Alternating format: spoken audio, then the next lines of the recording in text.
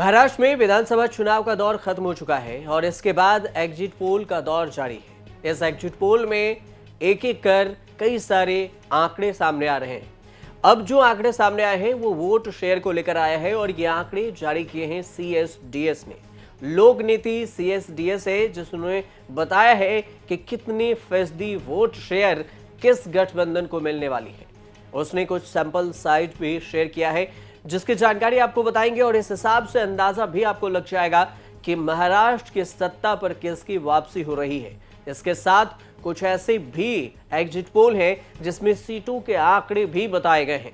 आपको mega exit poll के वो आंकड़े सामने रख रहे हैं जिसके जरिए महाराष्ट्र की कुर्सी में खेल के संकेत दिखाई दे रहे हैं और कई सीटों पर पेंच फंसता हुआ दिख रहा है। कोई समझ नहीं पा रहा कि इस सीटों पर किसकी जीत होगी, किसकी तरफ ये सीटें जाएंगी।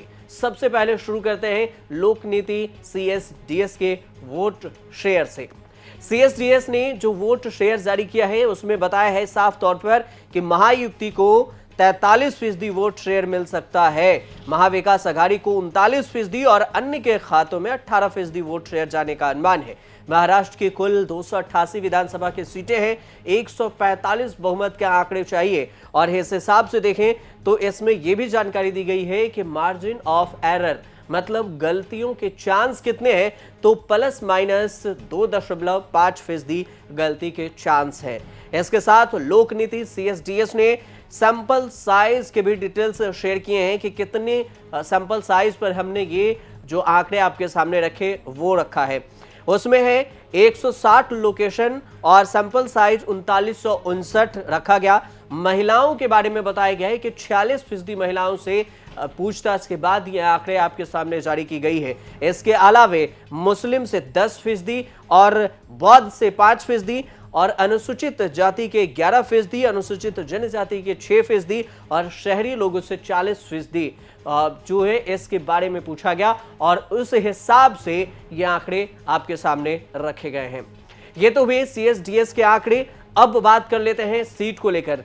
इंडिया टुडे सी वोटर ने भी आंकड़े जारी किए और इसमें एग्जिट पोल में बताया गया, इंडिया टुडे सी वोटर के एग्जिट पोल में, कि महायुति को 112 सीटें मिल सकती है। इसके अलावा महाविकास आघाड़ी को 104 सीटें और अन्य को 11 सीटें जाने का अनुमान है।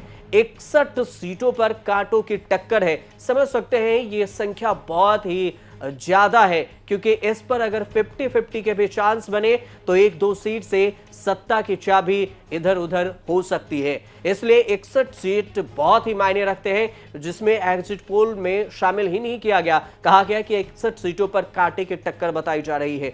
कुल 288 सीटें हैं और 145 बहुमत के आंकड़े हैं। अब बात कर लेते हैं टुडे चाणक्य ने जो डेटा जारी किया है। टुडे चाणक्य कहता है कि बीजेपी की जो संगठित गठबंधन है उसे 175 सीटें मिल सकती है। 11 सीटों के प्लस माइनस है, मतलब कांटे की टक्कर है। कांग्रेस को 100, जो कांग्रेस गठबंधन के जो महाविकास आघाड़ी है उसे 100 सीटें मिल सकती है और अन्य को 13 सीटें।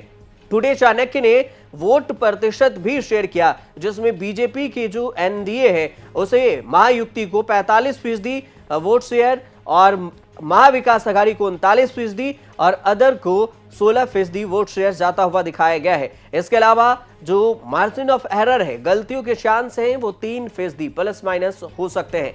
महाराष्ट्र में एक और एग्जिट पोल है जिसके बारे में बताया गया है, वो सीएनएक्स के एग्जिट पोल है। सीएनएक्स के एग्जिट पोल कहते हैं कि महायुति को 160 से 179 सीटें, महाविकास आघाड़ी को 100 से 119 सीटें और अन्य के खाते में 6 से 12 सीटें जा सकती है। वहीं पर इसके वोट शेयर की बात करें तो सीएनएक्स कहता है कि महायुति को 46%, एमवीए को 41% और अन्य को 13% वोट शेयर मिल सकते हैं। इसके अलावा एबीपी मैट्राइज के शेयर को अगर देखें तो महाराष्ट्र के एग्जिट पोल में एबीपी मैट्राइज कहता है कि महायुति को 150 से 170 सीटें और महाविकास आघाड़ी को 110 से 130 सीटें मिल सकती है। इस हिसाब से देखा जाए तो एबीपी मैट्राइज, सीएनएक्स और सी वोटर, इसके अलावे जो लोक नीति सीएसडीएस है, इन सब के वोट शेयर और आंकड़े को मिलाकर देखा जाए तो महाराष्ट्र की चाबी महायुति के हाथों में जा सकती है। लेकिन कुछ सीटों पर कांटे की टक्कर है तो देखने वाली दिलचस्प ये भी बात है